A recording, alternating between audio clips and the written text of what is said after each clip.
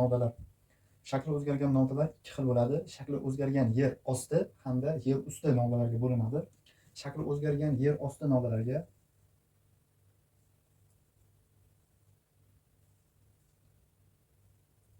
yer osti novdalarga 3 xil guruh: bosh piyoz, tugunaklar,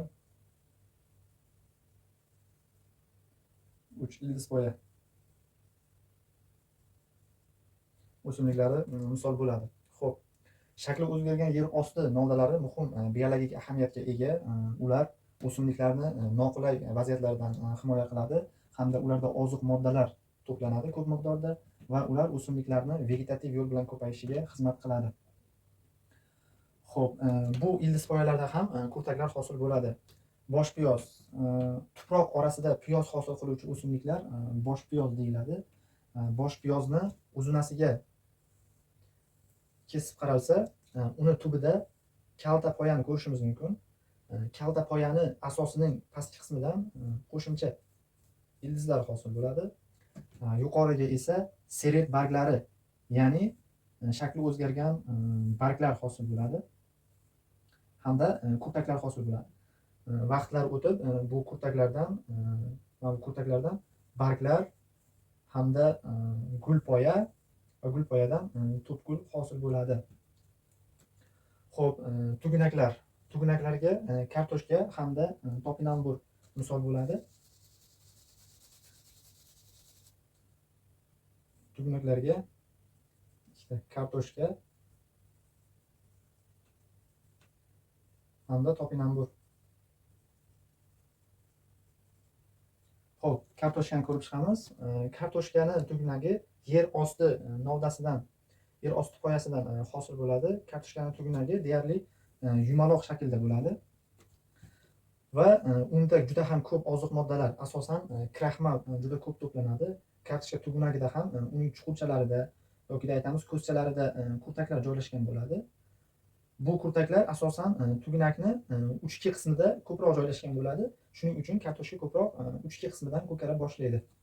Xo'p, issiq hamda sernam tuproqda bu yaxshi ko'karadi. Xo'p, buning kurtaklaridan ham yer osti novdalari yoki yer usti novdalari hosil bo'ladi. Xo'p, kartoshkani kesib qaralganda uni ichida xuddi poyaga o'xshashib ketadi va bu kartoshka tugunagini boshqa tugunaklardan farqi bor degan joyi bor. Buni kurtaklari bo'lishligida, tugunakda shu chuqurchalarida kurtaklari joylashganligi bilan u boshqa tugunaklardan ajralib turadi. Kartoshkada kraxmal borligini aniqlash uchun unga bir tomchi yod eritmasi tomizlasa, u asta-sekin ko'k rangga kirishni boshlaydi. Kraxmal o'zi boshqa o'simliklar kabi bargda hosil bo'ladi. Bargda shakarga aylanib, elaksimon naylar orqali tugunakka kelib, u yerda yana qayta kraxmalga aylanib, u yerda to'planadi. Xo'p, ildizpoya o'simligiga 6 ta misol keltirilgan. Ularga g'ummay,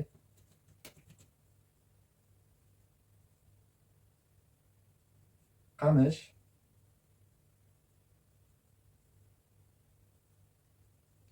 ajriq, yalpiz,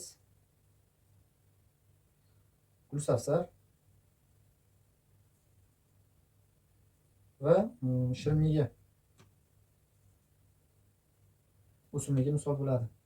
Xo'p, ildizpoyalardan ham qo'shimcha ildizlar, shakli o'zgargan barglar hamda qo'shimcha kurtaklar hosil bo'ladi.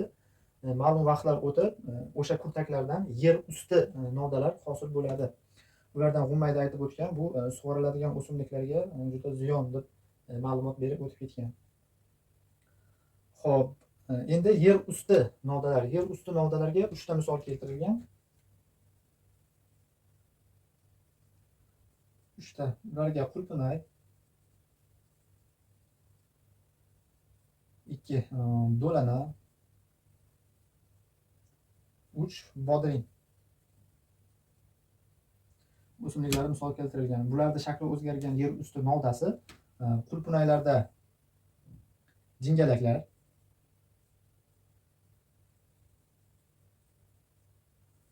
do'lanada tikan, bodringda gajaklarga aylanadi. Xo'p, endi shakli o'zgargan barglar ham bor. Shakli o'zgargan barglar o'simliklarda o'zini ma'lum bir funksiyasini o'zgartiradi. Misol uchun ayrim o'simliklarda barg o'z shaklini o'zgartirib, tikonga aylanib, u o'simlikni himoya funksiyasiga aylanadi. Shakli o'zgargan barg. Xo'p, tikanga aylangan o'simliklar. Kaktus,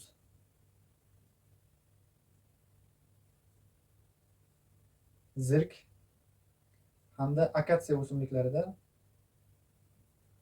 tikanga aylangan bo'ladi va ayrim ilashib o'suvchi o'simliklarda jingalakka aylanadi. Ularga no'xat, loviya, jingalak, no'xat, loviya va barglar, zaxira moddalarini to'playdigan barglar. Xo'p, ularga karam, zaxira,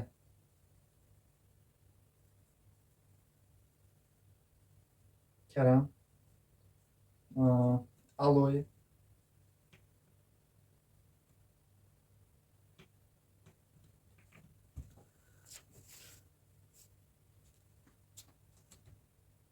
hamda boshpiyoz.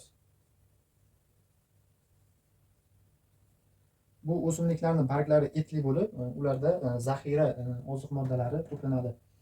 17-mavzu, shakli o'zgargan novdalar. Berilgan ma'lumotlar shulardan iborat.